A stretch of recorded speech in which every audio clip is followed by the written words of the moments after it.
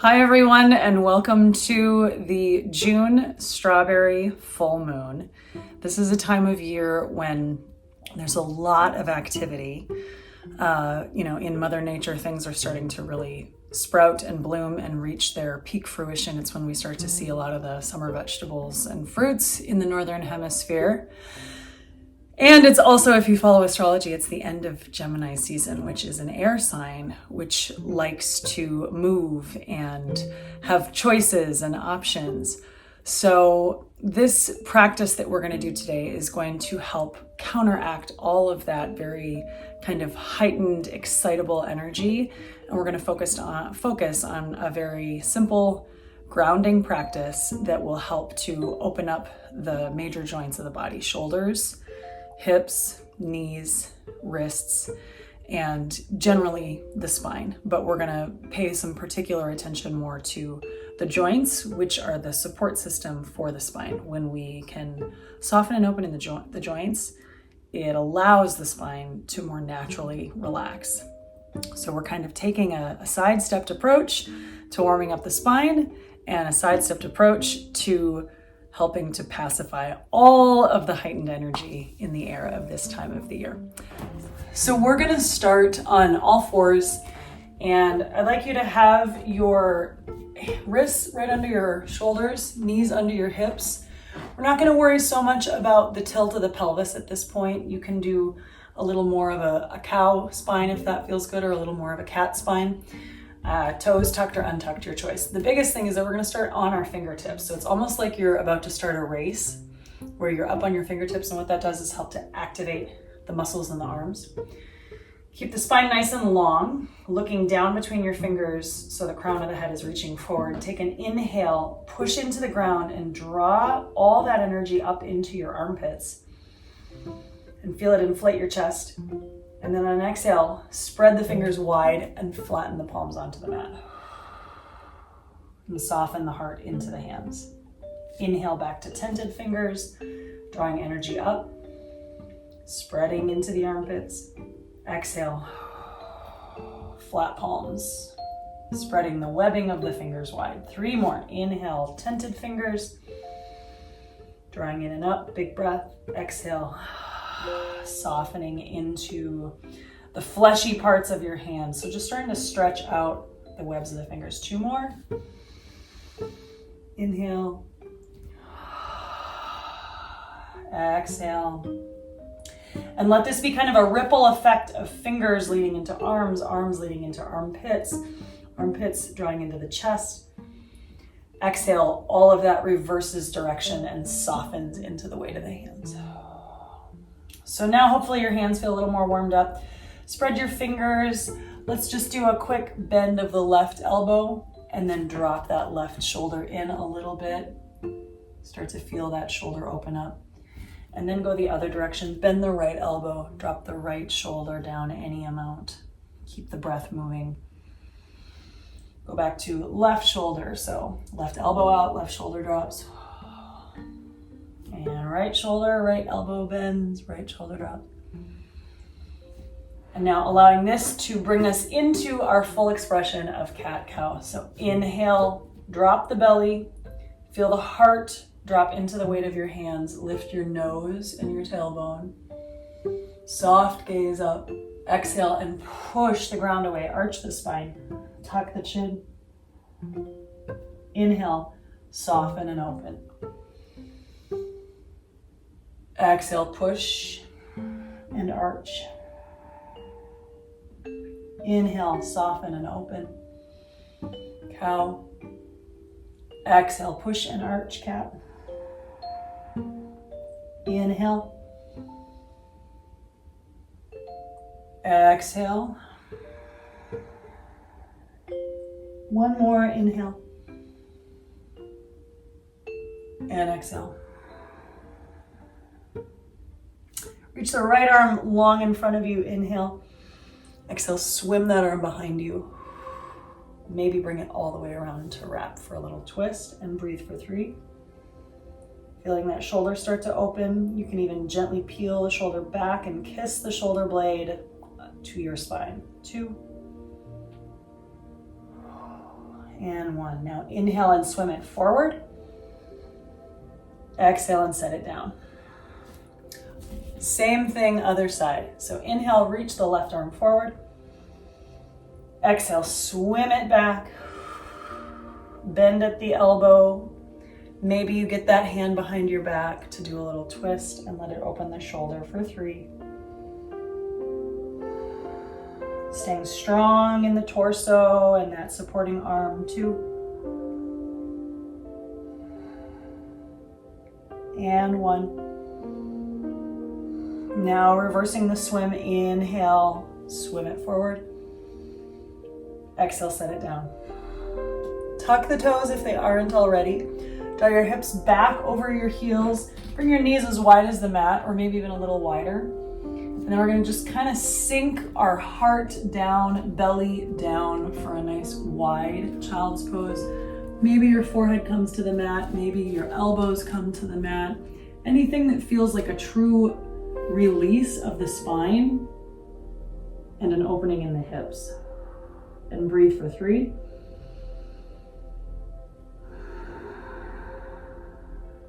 2.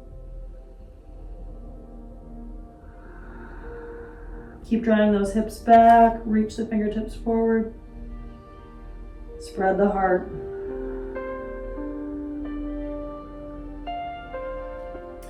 Good. Come up just a little bit. Draw your elbows back so they're slightly in front of your shoulders, ever so slightly. And then we're gonna just tuck the right arm underneath so that you come to rest on that right shoulder. You might not come down very far. This is gonna depend on your own flexibility and mobility, but maybe you can get that right temple down to the mat and use this to encourage the twist. Gently press that right hand into the mat to encourage the twist. Draw the belly back. And breathe 3. Feel that spread across the back of the heart. So we hold a lot of tension in the back of our hearts. It's where our woundedness lives. It's where our softness has become hardened by the world. So really take a nice deep extra breath into the back of that heart.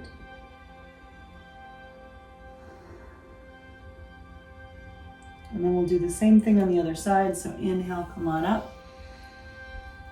And switch. Tuck that left elbow or left arm behind the right elbow, dropping the left shoulder any amount to the mat.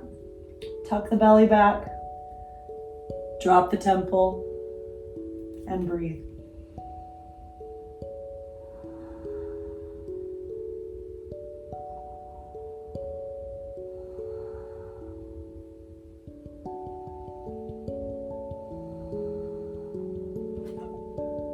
On an inhale, bringing it up.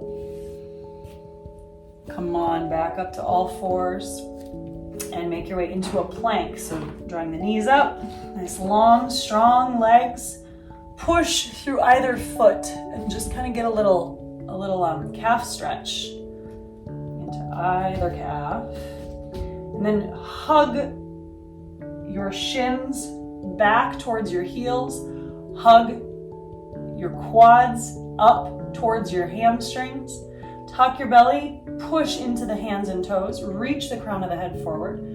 Open the heart, so spread across the clavicle. Gently wing the elbows out and back and use that to push more into the heels of the hands.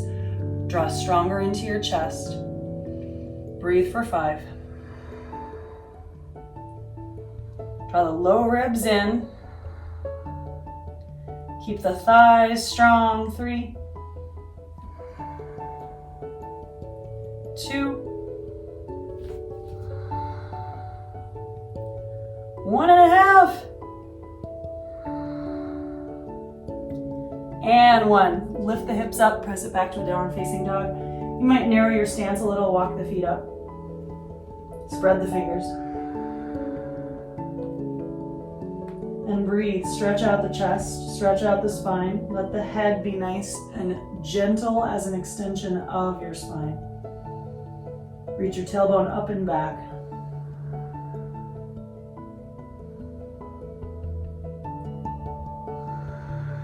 Again, feeling that spread in the back of the heart. And drawing the low ribs in so you're strong in the core and the belly. Come on back down to your knees. Drawing the right knee towards the right wrist for any version of pigeon that works for you. So options here, you might want to grab a pillow, a block, a blanket, a bolster, and either stick it under that left hip to support you or under your right glute. Be gentle on the knees. Knees are slow healers, so nothing that is painful. A little stretch or a little challenge is okay. A little stiffness is okay. Come on down into any version of pigeon that works for you. We're going to stay here for a minute, maybe a little longer.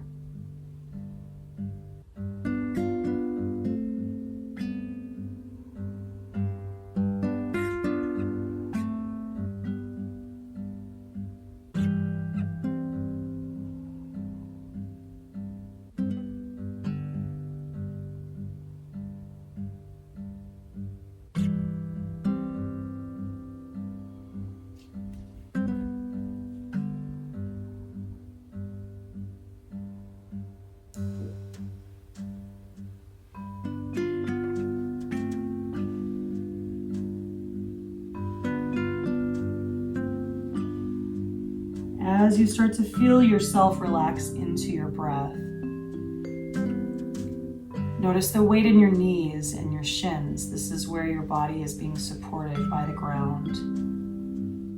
And use that to create a little traction, slightly lifting the low pelvic floor as you push into the ground. See if that gives you any more space to let the knees soften farther away from each other and drop even more into that right glute and hip, and open up the outer right thigh. And just notice any feelings that come up as you do this. Try not to resist anything, try not to control anything. We're staying with the breath, staying with all thoughts, all feelings, and letting them come and go just as our breath comes and goes.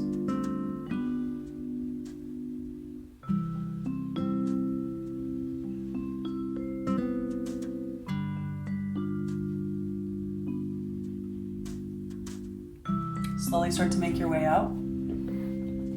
We'll switch sides. Take your time. If you need a cat-cow between sides, if you need a down dog between sides, take a deep breath.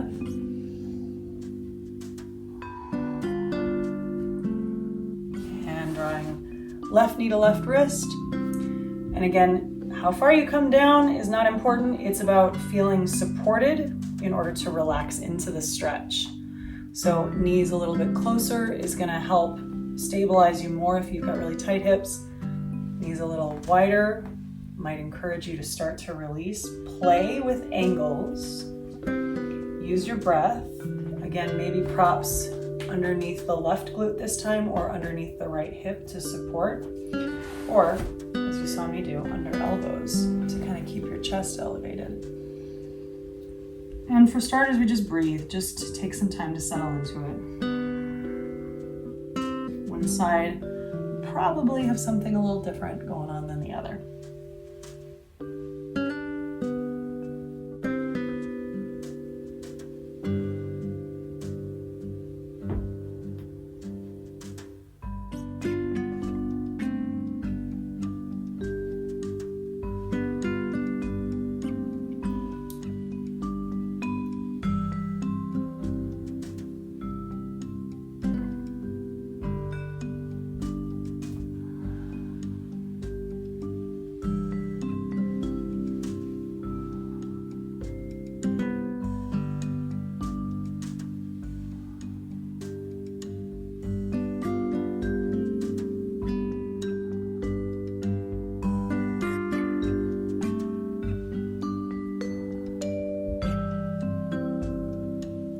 Again, noticing weight in the knees and shins that support you on the ground, using that to create a little traction, gently lifting the pelvic floor.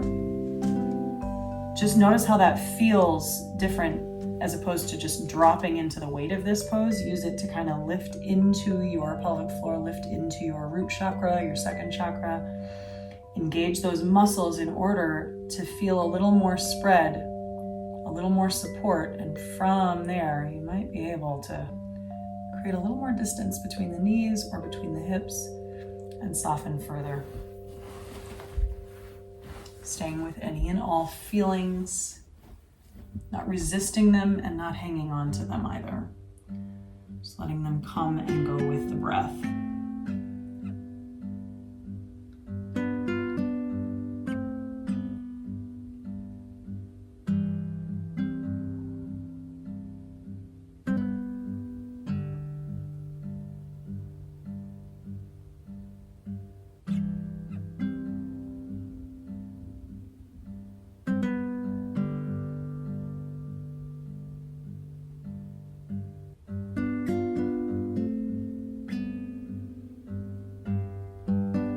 Follow your breath.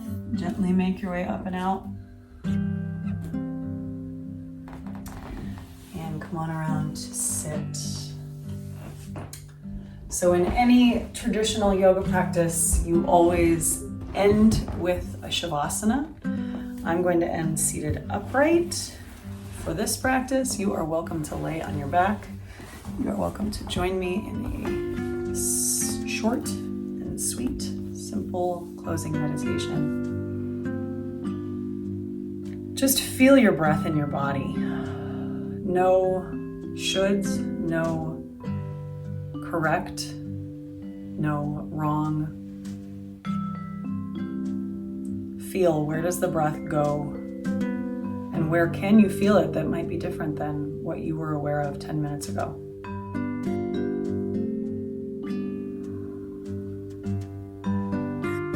The busier our lives get, the older our bodies get, the more we ask of our brains to manage, the more we need simple practices to just stay in feeling.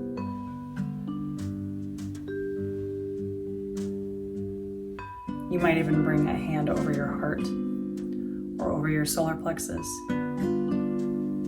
or palms together at third eye.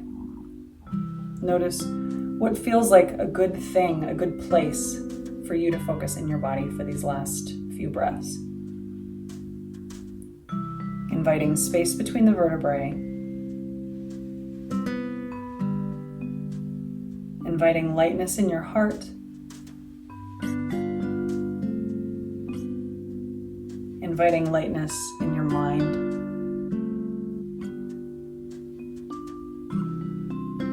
Inviting hope.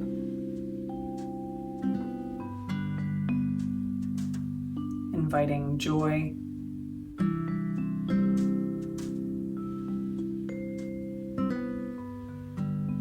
And inviting peace.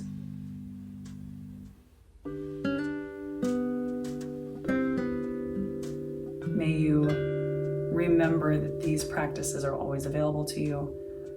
They are here for us to use as tools to live our best lives. And may you have a very happy strawberry full moon.